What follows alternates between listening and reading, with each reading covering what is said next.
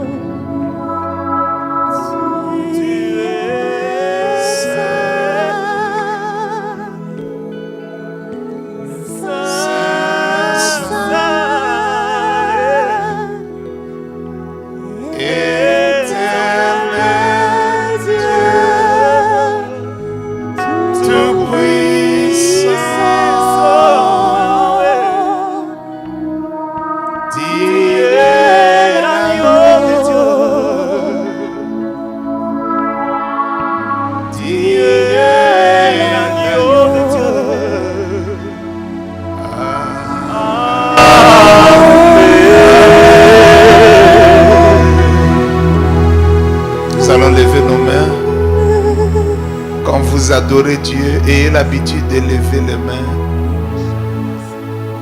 N'attendez pas un ordre, faites-le par vous-même.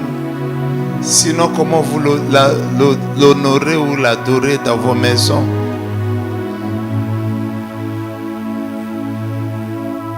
Alléluia. Seigneur, merci pour les privilèges de la vie et la grâce d'être en vie ce soir. Merci d'avoir pensé à nous et de ne nous avoir pas oubliés. Je te remercie pour ce moment béni où nous voulons nous asseoir comme des hommes simples, recevoir de toi la vie, recevoir une instruction qui nous guide. Merci de nous aider ce soir. Que ton précieux Saint-Esprit vienne nous diriger et que la parole de Dieu scintille au fond de chacun de nous. Que tous nos systèmes soient gouvernés par la parole créatrice. Que nous soyons mélangés par cette parole, par cette sémence incorruptible, pour que nos vies changent et que nos vies attirent la gloire de Dieu. Accorde la grâce à chaque homme et à chaque femme présent en ces lieux. Et merci d'être le Dieu qui gouverne la réunion de ce soir. Au nom de Jésus, nous avons prié. Amen. Merci. Acclamons Dieu et asseyons-nous. Merci. Dieu nous bénisse. Soyez les bienvenus. Alléluia. Merci.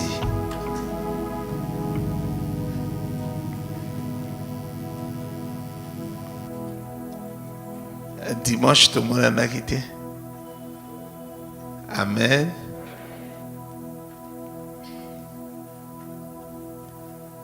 Dans cité verte. Alors, c'est ça qui bande quoi cité verte que le bac. Nzamba ebisa ngate que na prière deux fois chaque dimanche.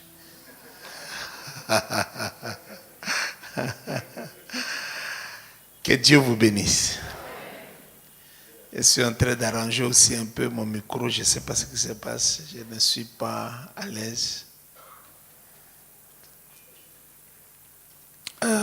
Aujourd'hui, Tolinko parlait sur le principe de l'honneur. Alléluia. Et le principe est une route qui t'amène très loin dans la vie. Motoaza na principe, il ne va nulle part. Alléluia. Et puis, nabiso na Congo, aller nulle part, c'est une destination aussi. Pour batubele basubima, baebite sikani bazako kende. Donc, les principes sont des routes. Loba amen. Ezana nzela moko memaka na Bakongo, n'est-ce pas? Ezana monsieur memaka na Kikwiti, n'est-ce pas? Donc, les principes sont de routes, sont de chemins, de voies. Ezako memao très loin. Ce qui nous combat en Afrique, c'est l'absence de principes. En Afrique, il n'y a pas de principe. Il ne faut même pas croire aux principes africains. Parce que va violer. Et chaque fois, c'est un éternel recommencement. Il n'y a pas de principe. Il n'y a pas de principe. Dans Bamboka Moussousou, quand on communiquer, embouteillage est dans 300 km. 300 km et embouteillage. Mais moi, tout à mon côté, et au long de la ligne, et 400 Moussousou. 300 km, c'est-à-dire, Awati Matadi, quand c'est à 300. 360. Mais moi, tout à mon côté, bougé. Moi, tout à mon côté, l'ingeleka. Non. Pourquoi? Parce qu'il y a un principe. Le bas, amen. Donc, si vous voyagez dans l'avion, tu peux t'attendre qu'il y ait de l'embouteillage. Et tu es obligé de respecter quoi? Le principe. Le jour où tu es à l'aéroport, je crois, tu es comme côté Massina, Roi Baudouin, Moutomodi Kembe hôpital, embouteillage ezalaki. Mais tout le monde chauffeur, moko ya catch. Alongo na ligne ya aéroport, biso tozokende aéroport. Il y a ce trop pressé. Mais être trop pressé ne veut rien dire. À côté de la ligne, et à Bomi moto devant nous. Parce que moto a ça, vous comprenez le problème. Il y a zota là, côté bateau bazo ou aéroport, pour nzela ne azokati la yangwan. Mais nzoka moto moko, yé. Alors, pe a Bomi et pe a Kimi, alinga Kimi. Heureusement, pe na côté wana mwa liboso, embouteillage mosu pe zaki kuna, moya koleka. Ezalaki te parce que na posa foncer soki asa ndenge nini siko bakeiri babani siko kokende abomi moto. J'imagine mokolo ndako afani na ndako na kimia azomela ti amona baboko ba chamba ye motuka tele ezaka yo chauffeur abomi moto. Mais tala dans quelles conditions toza na ligne oyo tokende. Il y a qui n'est pas aéroport, je crois. Il y a Bomisiko moto na ligne à Zonga aéroport. Na baboka mususu osali kamba bongo vino e baby libela. Et baby là c'est baby, c'est-à-dire c'est fini, il faut oublier. Mais na biso bomo na pe muta babimi abani pe soko vivre. Nzamba yo ke la biso ma. Principe, le bas principe. Ce que vous avez un principe, vous avez moto. Vous avez nani? Aha. Ce que vous avez un principe, vous avez gouverner vinayo, vous avez moto. Le principe est simple, le principe est très important dans la vie na biso. Une vie sans principe est vide. Alléluia. Les invités. Tu ne peux pas vivre sans ma principe. Les possibilités. Amen. Gloire à Dieu. Donc aujourd'hui nous parlons du principe de l'honneur. Ce sont les principes qui créent les princes, les princesses. Il faut que le principe est matisaka moto. Loba amen. Pour nabiso ebele, comme matana vie, c'est juste que Dieu a fait. Mais attention. Attention. Talandinga na telemi a principe moka okwe ezao. Boete. Il faut na respecter.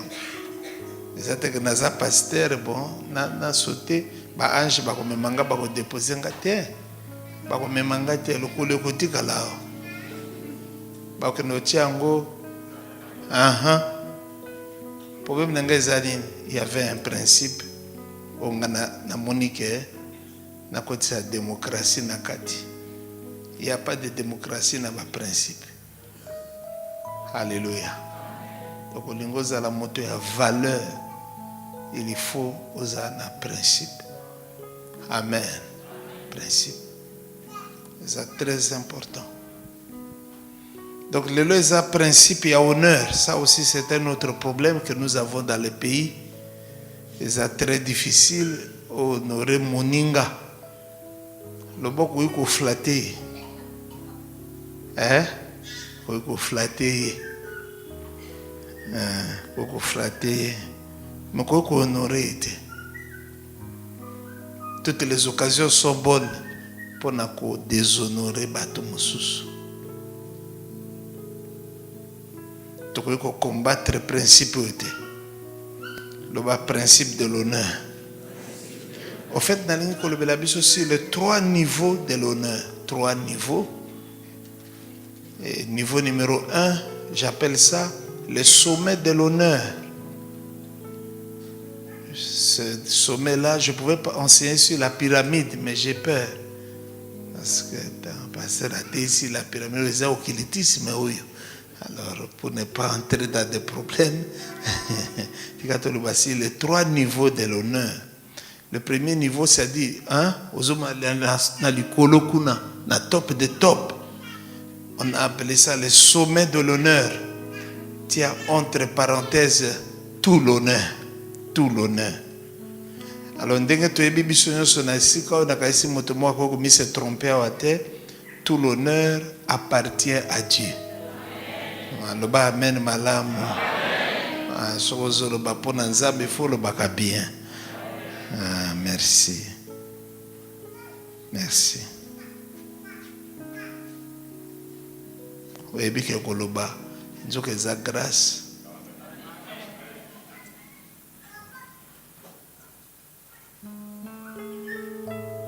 Oui, bien première fois na kendeki, quand tu zongi Nairobi, kota la pasteur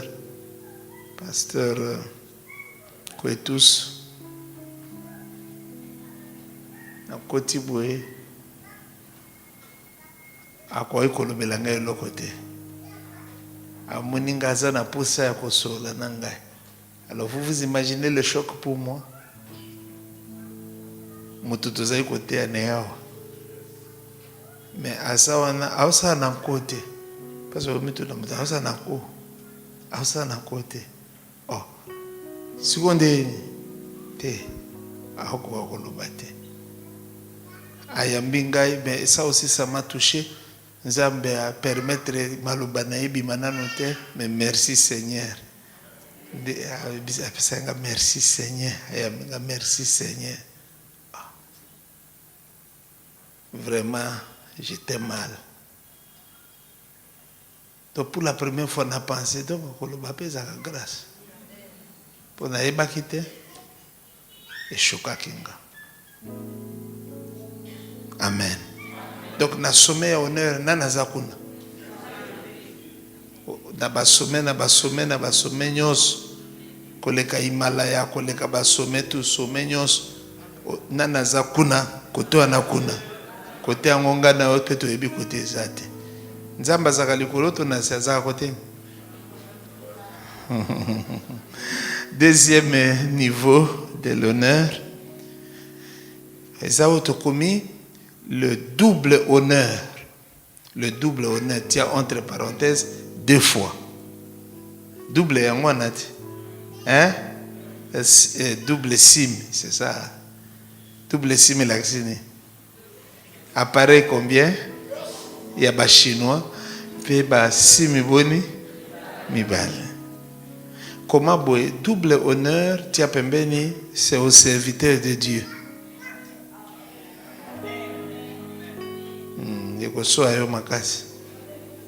Mais talio double honneur ezapona banani musali nzambe. Et puis le troisième niveau de l'honneur, le troisième niveau ça s'appelle seulement l'honneur tient entre parenthèses une fois. L'honneur une fois.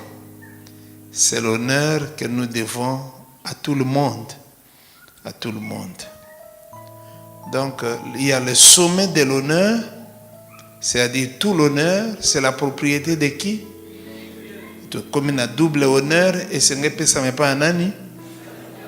Et puis, troisième niveau, ezanini, honneur, tope sango, na batonyos. Bible lui, par exemple, honore ton père et ta mère. C'est ça le principe de l'honneur. C'est-à-dire une fois. Mais si vous honorez papa, il faut multiplier encore par 2. Honorer Musali Yazam. Loba Amen.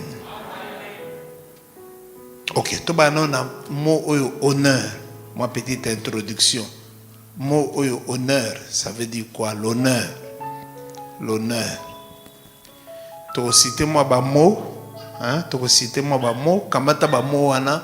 Comment on se peut aider pour comprendre qu'on soit aidé à ce qu'est l'honneur. Premièrement, c'est la gloire. La gloire. La gloire. Donc, ce qui gloire, Et ça qu'on renvoie la notion et honneur. Deuxièmement, les hommages. Les hommages. Ce qui combo hommage, et que ça renvoie à l'honneur. Troisièmement, l'estime. L'estime. Hein? Vous avez estimé moto.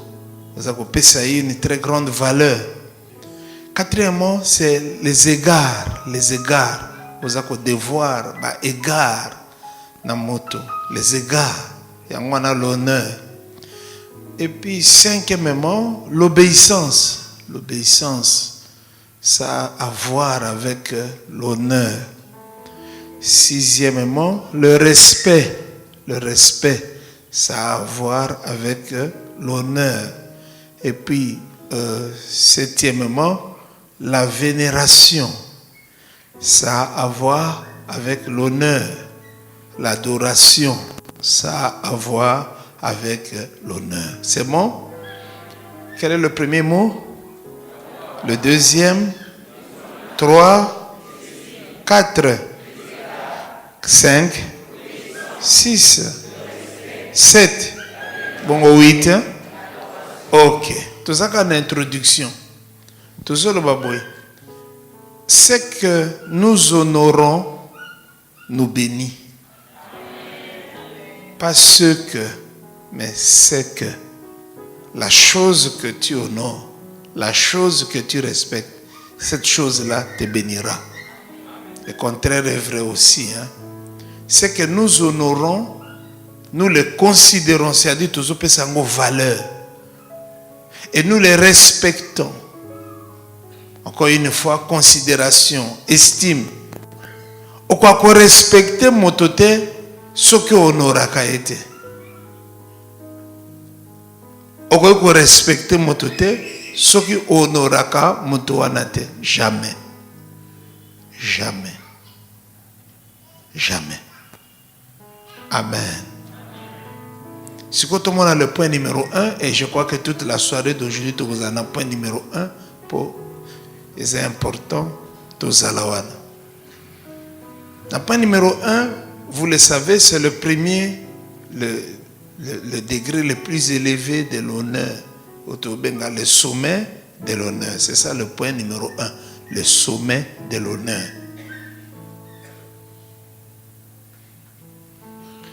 Et le sommet de l'honneur consiste à honorer Dieu.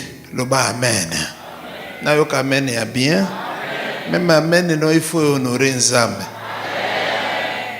Honorer Dieu comment?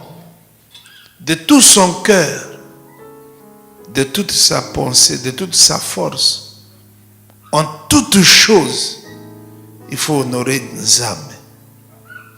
Batubele balubaka, nayaka na église pour na prier, kolobaka so eloko wana te. Biso tozoya wa pour na prier te. Tozoya wa pour na koyekola kobanga Nzambe. Parce que bateau bazo prier ça ba dégâts moko impossible. D'ailleurs aujourd'hui prier des armes moyens que les gens utilisent pour cacher leurs bêtises. On ne vient pas pour prier. Dans la Bible non mobimba. La Bible ne dit jamais que ceux qui prient sont enfants de Dieu. Jamais. Bosana biloko longola ona mutuna. Dans le but que ko sambe les amabe, mais dans le but tu ne viens pas ici pour prier. Ozoya wa pour que toi entraîner yo oye kola ndenge nini babanga kanzam. Oye kola ndenge nini ba honora kanzam. C'est la raison pour laquelle nous sommes là. C'est pas pour la prière. Bato bazo prier ba ko mitema mabe ya ko sakanate. Prière mote bebi siba. Alléluia. Na fin ya jeune ya Seigneur Jésus, na fin ya jeune ya Seigneur Jésus, akutana ki na nzambe te, akutana ki na diable. Mais yé au moins azaki na discernement ya koyeba que moni moto na kutene après retraite, ce n'est pas Dieu, c'est le diable. Mais bisoza na discernement na te, moto nyonso zokutane après prière, ozoka isaka nzambe yewana. Si ko prier belé moyini batu na ndenga osakana te.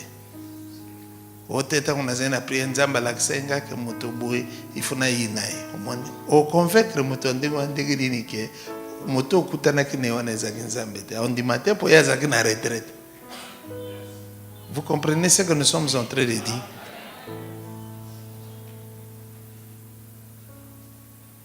Donc nzambe il faut yoye kola ko honorer.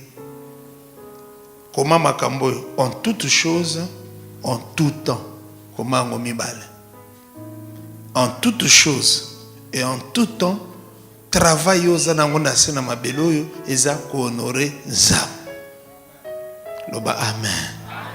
C'est la raison pour laquelle tu as été créé, j'ai été créé. Tokelami pona ko honorer nzambe. Pour rien d'autre. Toli akapoto zo makasi ya ko honorer nzambe. Amen. Donc tu vis pour honorer Dieu. Et ce qui vit na yo et qui sou honorer Dieu te, ta raison de vivre eza esute. Au perdre raison de vivre. Parce que comme il déshonorer Dieu. Donc comme le là, quelqu'un qui provoque Dieu. Mais on ne peut pas mener cette sorte de vie. Il y a bras de fer entre toi et Dieu. Non. Parce que Nzamba a créé pour un bras de fer avec lui. Mais Nzamba a créé pour que on se soumettre naï. Alléluia. Oui, kolongo la raison d'être ya vie na yote en déshonorant Dieu. Jamais. Amen. Texte moko na kolakisa bino.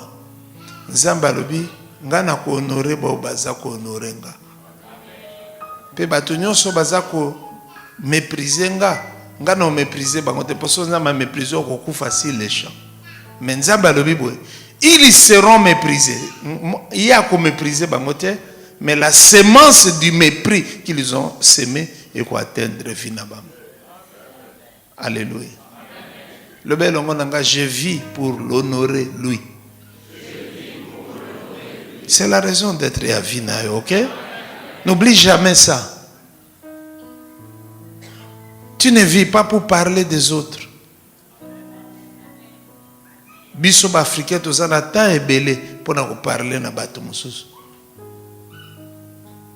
Oyebi ke soba bimisi mobeko mo ke moto moka lo bapona moninga te. Oyebi ke mboka na biso ekoma kimia makazi.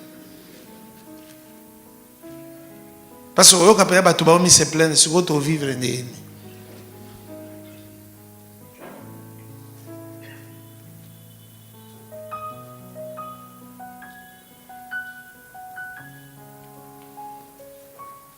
Donc, en tout temps et en toute chose, qu'est-ce que nous devons faire? Honorer Dieu. Pourquoi?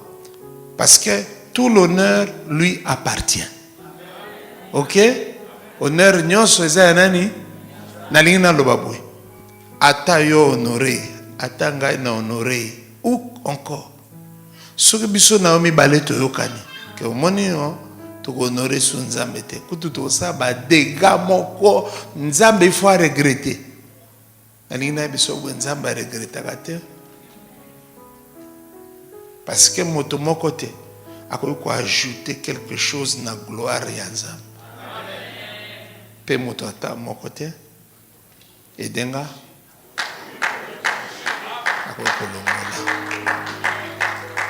Parce na ko sola na bino mwa moke.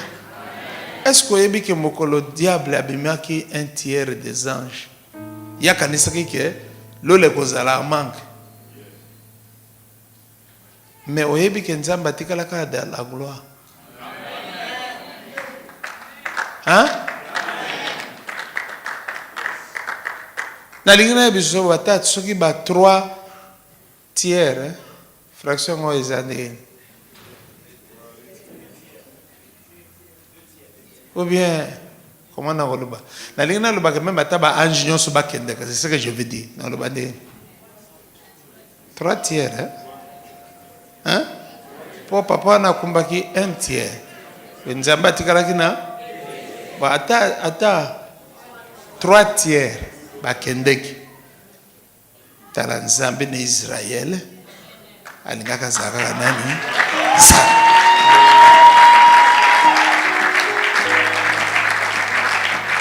Alléluia yada, alléluia yada. Ukopali kama malamu.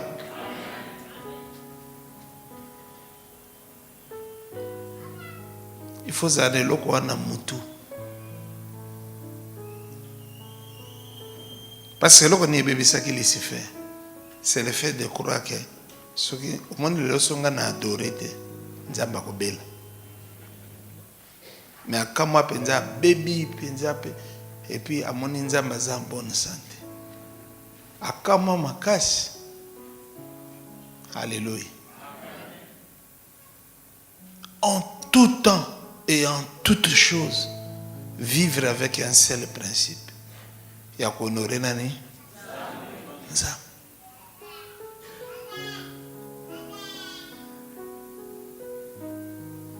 Koko matin na moment moko na vie na yo, obosani que il faut honorer nani? Ah, non. Bosana kombo na yo. Kombo ya papa na yo bosana. Kombo ya mama na yo edenga. Kombo ya bandeko na yo bayaya baleki. Ya mobali na yo ya mwasi na yo. Mais kobosana te likambo yo. Ozo vivre pour na honorer ça.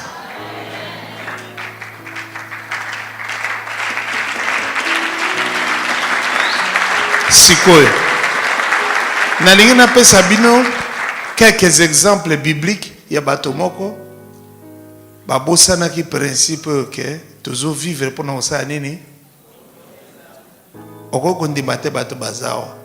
Moto numéro 1 Moïse. Est-ce qu'on dit? Est-ce qu'on dit que moto quoi Moïse a bossé na ke a honoré Nzambe? Omoni soki na vie na yo honorer Nzambe plusieurs fois. Tu évite so continuer ko honorer to kota na saison ya bêtise. Ça on ne sait pas. Moto aliboso Moïse. Kamata référence Nombre chapitre 20 verset 1 à 12. Nombre chapitre 20 verset 1 à 12. Nawe betelo histoire. Bana Israël bazanga ki maya komela pour la première fois. Batombo keli Moïse. Totoko kufa. Nzamba signalé alobi. Uzana nini wana abinazana bato. Abi beta libanga kako eza pembeni no wana mai kosa nini pe bana Israël ba kosa nini ba komela. Et c'est ce qui s'est passé. Mais na deuxième cas bana Israël ba tomboki lisupo na mai ya omela po bana désert ba tomboki ba sengite mais ba tomboki. Qu'est-ce qui va se passer? Nzamba yeko mona Moïse albina Moïse bon omoni bon balo lobela libanga wana eza liboso no yebisa libanga pesa bango mai. Quelqu'un dit amen. Amen. Yoka siko seke Moïse a rassemblé bana Israël tout. Ndenge Nzamba baki rassembler ba rassembler. Sikoyo Nzamba lobina nini pour cette deuxième fois? Asani na libango eza liboso na ayebisa ke libanga pesa bato mai ba mela Nzamba lobi yokaye oli aloba na libanga baluki kote bana Israël bino boka ici vraiment que libango yo ebimisa mai po bomela a fâché na niveau moko impossible na colère na ye azui bato anzaki nango a bambi. Père Betty une fois, Père Betty deux fois. Ce qui contredit tous les plans de Dieu. Parce que le rocher frappé, c'est Jésus. À ce moment-là, qui jamais qu'on a frappé deux fois. On m'a dit que Ebomignos, il y a un Nzamba qui loba, bêta une fois, na libanga passé, mais c'est quoi bêta sauté. T'as encore à sali bueno. Nzamba, et puis qu'on déshonorer nga liboso abato. Na yo nandeko no Aaron boko ta terre promise. Loba amen. oyebi ke pona likambo wana Moïse asala tout mais nzambe penza expliquer que okota te. Problème na Moïse c'est nini? Il n'a pas voulu honorer Dieu. Oyoki? Yo nzambe alingi okoleka Moïse omikosa. Bato bele vi na bango eza bâti les principes ya komikosa. Continuez na yo. Alléluia. Motoami balé, le roi Nabucodonosor, Daniel chapitre 4 verset 28 à 37. Le roi Nabucodonosor, Daniel chapitre 4 verset 28 à 37. Histoire extraordinaire. Pour le roi Nabucodonosor.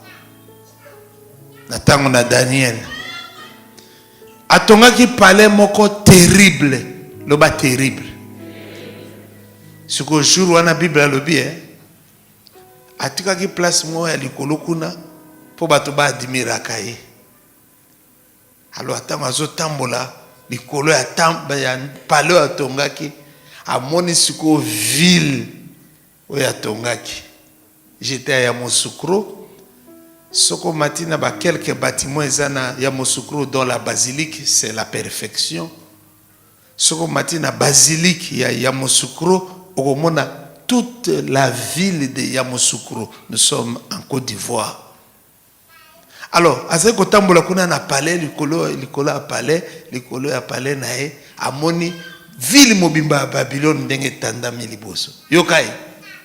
N'est-ce pas ici Babylone? Oyo ngai na tongi na makasi nanga pe na puissance de ma main. Obi ke mongongo moko loba de nulle part apprend au roi. Imagine yo zo loba yo moko. Okaisi garde motazo contredire. Obi ke nzamba frappa tipo wana. Otanga ngona verset topesio wana. Akene na zamba asala 7 ans. Akoma nyama. Ba poale mbima heureusement ba chasseur baleka ikoto wana te. Nde ba beta e masasi. Roi mobimba akomi nani? Ozolo ba bien te hein? Est-ce que ebi ba destiné boni ya bato e baby parce qu'ils n'ont pas voulu honorer Dieu? Ozaki na destiné mais yo moko zo komisa ndakala. Pour yo, tu n'honores pas Dieu, tu ne crains pas Dieu. Osaka makamunande oyaka o prier. Moyaka oye kolate. Comment honorer Dieu? Troisième exemple. Papa Batangi kombo na été, Bible a identifié quoi? L'officier du roi. 2 Rois chapitre 7 verset 2 et 2 Rois chapitre 8 verset 19. L'officier du roi. 2 Rois chapitre 7 verset 2 et 2 Rois chapitre 8 verset 19. Bapesi biso kombo na été. Ngape moyena zo kombo na ezate. L'officier du roi. Natango en Israël a péché contre Dieu. Et Nzambe a visité bango. Na famine moko ya kosakana te. Donc okoza na mbongo meloko kolia ezate. Okoza na eloko kolia mbongo ya koso ya kote otekela ngo moto ezate. Grave, une famine terrible, exceptionnelle. C'est que prophète ayeko ebisa roi. Abike roi, oyebike lobi na pokwa. Après-midi à lobby famine kosila. Ayeko loba na ebi loba te, ayeko ebisa e communiquer et ouite pas ina nzambe. Loba amen. Mais il y a lobi na roi. Mais Bible a lobi l'officier du roi. Oza ko jouer rôle ya conseiller na roi. Azongi seli prophète. Prophète. Oyebi ke walikambo uti oloba wane osayema te. Na ko expliquer pourquoi osayema te. Même soki nzamba fungoli maninisa. Donc lola mobimbe ko ba trou. Et loko uti oloba wana yo salema te. Il a honoré Dieu ou il a déshonoré Dieu?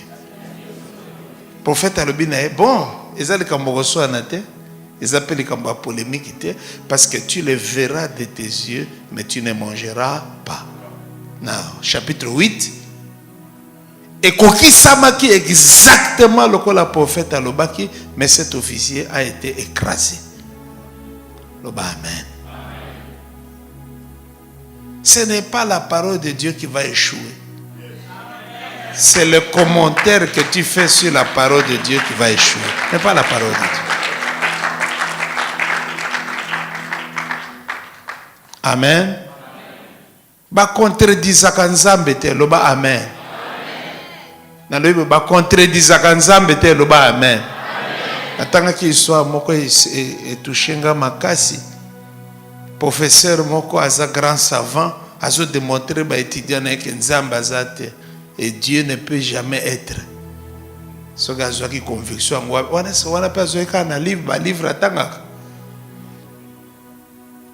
Siko jour wana ba chrétien moko bazaki na sika ya zopesa cours na yo wana ko démontrer na bana na éviter si ça faisait aussi partie du programme ya cours ko démontrer bango que Dieu n'existe pas.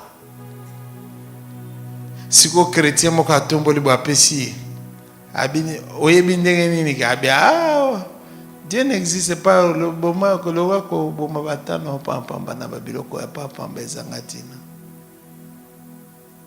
Chrétien wana liki moko ezalaki wana soki ezali ko traîner wana prof abime soki nzambe venda existe ndenge yozo ko prétendre allez zwa liki o lâcher en parce que na l'action que le seul principe qui existe est un principe naturel soko lâcher loko et osa nini parce que loi moko ezawana c'est la seule chose qui existe. Dieu n'existe pas, c'est la pesanteur qui existe.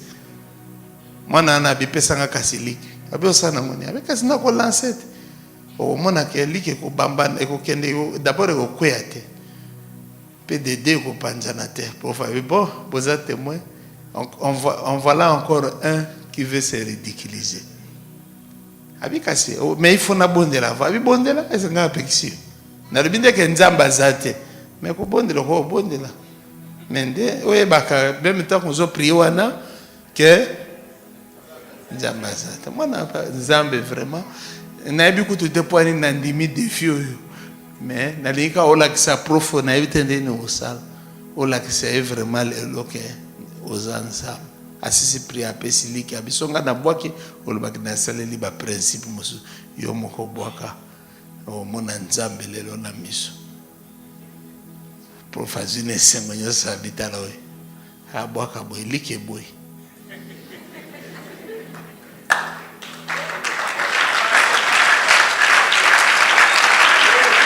Alléluia. Nzamba téléphoné liki rapidement. Ayebisi liki nana sala liki ezayo. Okoto sa prof tonga nasina tozio. Nazo c'est l'instruction. Zaba le bina liki alobi okokendete. Ba liki boy. Ebimi na maboko na ye mais eboy. Eboy na pesanteur, eboy na prof, eboy batoto. Si vous prof na kamoite to liko abwaki ke kuna na mopepetele mi dans le vide ya ngoma bano zonga dans le vide webi poso kima hotel ma wana de like bani ko zo yo ayo moma okoba prof ba réfléchir ça vite hein like zongi tina loboko na ye parce que tikali akoma ese ngamu na bwaki Like zongiti na loboko na et toucher loboko na et bani ko tambola siri car oui que ozaki avant like ozaki prof mais aw maya miso bani ko bimaya motabeti ote like kitiboti na mabele et comme na mabele tamboli tiki hotel makuna pour le kota like wana no il faut ça na motema.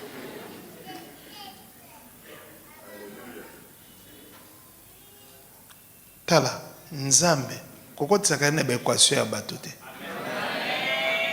bato bele monoko ebele bela ha eza oni Nzambe ako piéger même na koloba na yo kaka donc ni ko loba bo ha donc otikali penza boy pe na hôpital ba meki ko kanga monoko po bakunda rien donc akepe na sena mabele ha yo ndengo zawana kombo na yo il faut honorer nzambe. Faut que déshonorer nzambe tena. Moto amine Hérode. Acte chapitre 12 verset 20 à 23. Acte chapitre 12 verset 20 à 23. Hérode fit un roi, n'est-ce pas? Il faut pas que Hérode basé belé. Moko na bangwa. Hérode oyo Bible a azaki na ba conflit politique, ba organiser dialogue et simbi ba signer. Siko Bible a le jour wana, il était revêtu de ses vêtements royaux. Vêtements comment? C'est-à-dire à préparer kunae, puis à préparer discours. Tango bandi ko sala discours. Oh mon Dieu, Bible nanga le bien. Il haranguait les peuples. Il y a une différence entre parler et haranguer. Tango azoloba, type mokazaki a parti nae. A telemi a gangi. Abi oyo. Et sous voix ya Hérode na ebité. Oyo eza voix ya nani? Ya Nzambe. Yepe kuna na motema la vie. Heureusement que vous avez reconnu ça. Bible a le bien. Nzambe a frappé qui. Comment tu éviter? Azaki ya telema zoloba. Ba frappé, il est tombé. Koko ya kwe non? Apoli. Kopola poli non? Asili. Kosila asili non? Babilo kwa na comme non. Etikali kaka ba, hein? Pesanga kombo an defisanga. Bien aimé, il faut s'imaginer rencontre politique wana ou matinée politique wana et souka kindegeni. Moto alimo ebino dans le vide. Moi si na basi mosuba koma ka veve mais ya koma veve te pour mobala ali moi. Problème ezaki nini? Alingaki ko honorer Nzambe te. Tala, tout ce que tu es, c'est Dieu. Et tout ce que tu seras, tout ce que tu as, tout ce que tu auras. Il y a un avant qu'au fungo là, il faut bien comprendre que c'est Dieu. Alléluia. Ce qu'on a dit dans la Sabino, quelques 4 ou 5 personnes, on a tout dans la Bible. Mais dans la Sabino, quelques autres personnes, dans Mokili, comment ils ont déshonoré Dieu et ce qui s'est passé dans leur vie. Vous êtes prêts? Ok. Motali Bosso, comment on est Thomas Andrews, ou bien André Thomas ou Thomas André. Thomas Andrews, A-N-D-R-E-W-S. Ce qu'on bêta comme on est sur Internet, on que c'est l'architecte naval britannique qui a fabriqué le Titanic. Ok? Comment on est là? Thomas Andrews. Hazanan, architecte naval britannique. Yé mota fabrica bateau monene babenga comme na ngonini. Pakebo monene babenga ngonini. Le Titanic. Avant que Titanic ait ça la traversée n'angwe kende longwana poto awa et kende na États-Unis, longwana Angleterre kende na États-Unis. Mutu moko aza ko faire visiter ye bateau a une question comment. Bateau eza monene grave. Mais ndenge nini ba benga onene ba life boat eza ba en français comment on dit? Il y a un bateau de sauvetage, des choses comme ça. Mais bon, bien moti. Botala qui filme Titanic non. Bateau ne pourquoi ils ont mouké? Bateau bakoti ya baza sur 3-4 000. Mais pourquoi nini eloko ils ont mouké? Et ça y a kokokate parce que d'après les règlements il fait koka pendant ce problème ils arrivent quoi ko évacuer ba. Alobi oh pourquoi aux autres n'anga motuna bateau on a créé eza insubmersible. Aux autres français on a un sub c'est-à-dire edindakate bateau bongo eza kana mokili. bato bazana lolendo soki bazoloba surtout soki osole fufu otondi.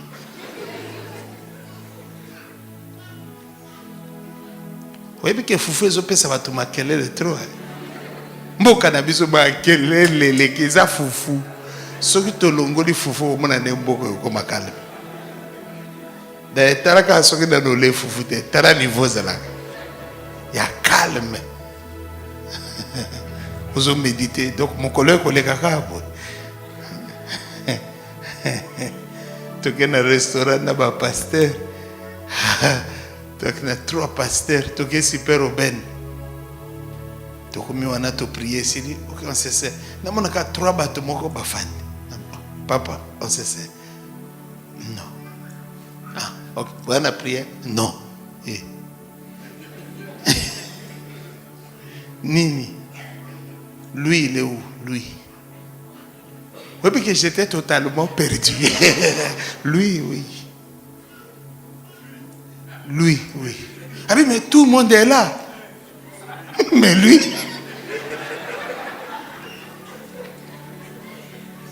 Tout le monde est là, oui. Mais lui n'est pas là, oui. Je suis toujours perdu. Abi pasteur. Mais lui, il est où? Nga nazoka tsate que lui eza eloko.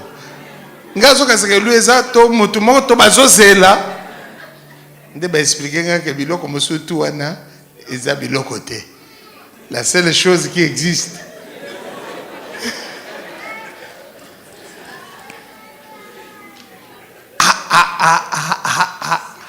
To ce qui na maman na niveau impossible. To bosa meke bato bazawana. Siko to bengi ba cuisinier. Ba papa na biso balia ka eloko mosusu te. Pona bango au commencement était le foufou. Bien aimé balamba ke orambe na bango foufou. Moto ke olamba salaire. Asai ba bili. Et ba bili. Ba moto na isa ki biso koboa. Parce que yebo pas 6 morceaux moko ya mike. Ba bi papa passer c'est quoi ça? Ça m'a bili. Donc, tu vas toucher encore à l'imoué. Maintenant, il fallait balamber la bagoufou, balamber 2 fois encore. Dès au moni bateau, il est essayé à vie, ils ont les ribans. Surtout les deux, ça révolution na Congo, tout le monde la foufouka. Soka olongoli fufu bato ba marché mokile kufimba la moko obozo marché ni wapi fufu. Alléluia. Ba garçon bele baza batonda ke loko mosute ata le nzungu ya nini oyo loso bolei te.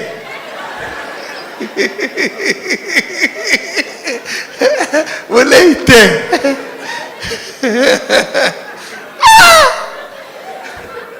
Vraiment, que Dieu soit loué.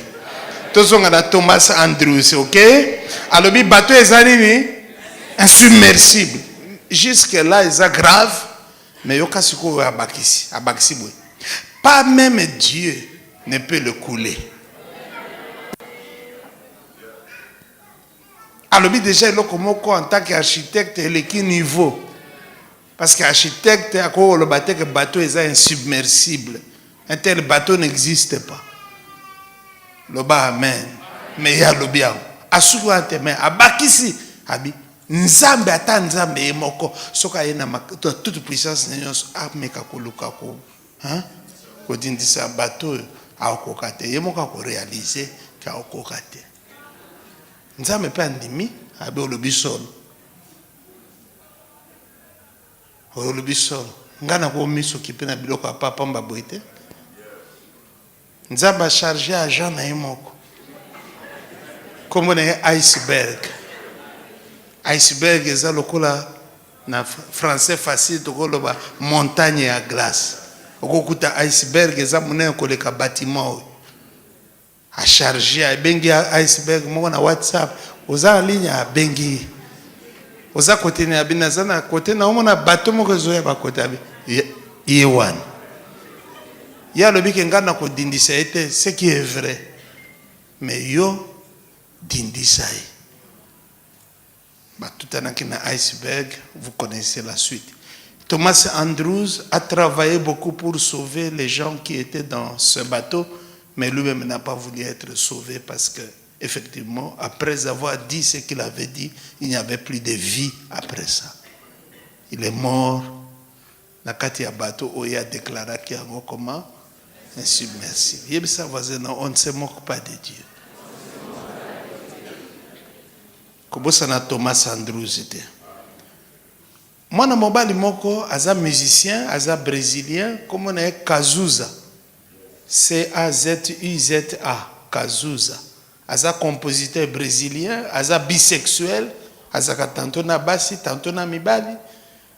Aza chanteur, aza compositeur, qu'est-ce qu'il n'est pas? Dans une émission de télévision, il est batu musu tala ba masu musu batu ba musu batu sumuka na yo nzamba akobanga masumu na yote, mais il faut pas que sumuka de façon très particulière, ce n'est pas bien. Il y a qu'une émission à télévision pour nous prouver que nzambe n'existe pas, qui pas nzambe te ayena cigare si ko soka meli abendu abombe toloko so e bombe tondi peza sur atibo na TV. Dieu, ça c'est pour toi. Azo Melissa Nzambe.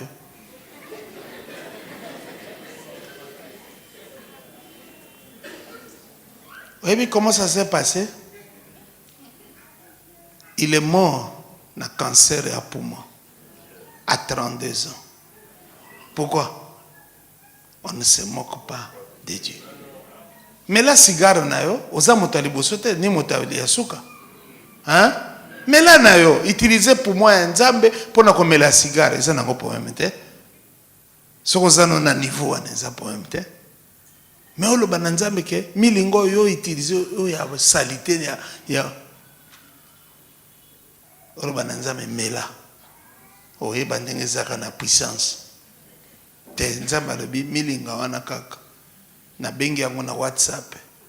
Esuki sayo. Loba amen. Doba malamu amen. Moi si moko bino pe boyebi comme ne Marilyn Monroe. Boyebi okuta ne wa. Doba ke na yebi ete mena yoka ba tanga ba histoire ne mo yebi ete. Mona na télévision mo yebi ete. Koyeba eza so bokuta ine obengo na kombo koyeba yango wana. Oyoki? Hein?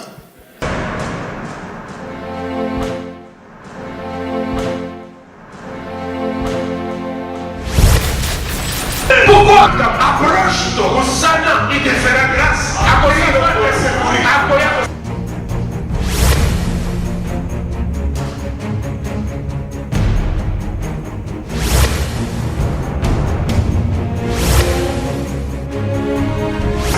Ne venez pas à l'église en combattant l'église. Venez à l'église en soutenant l'église par la parole de bénédiction.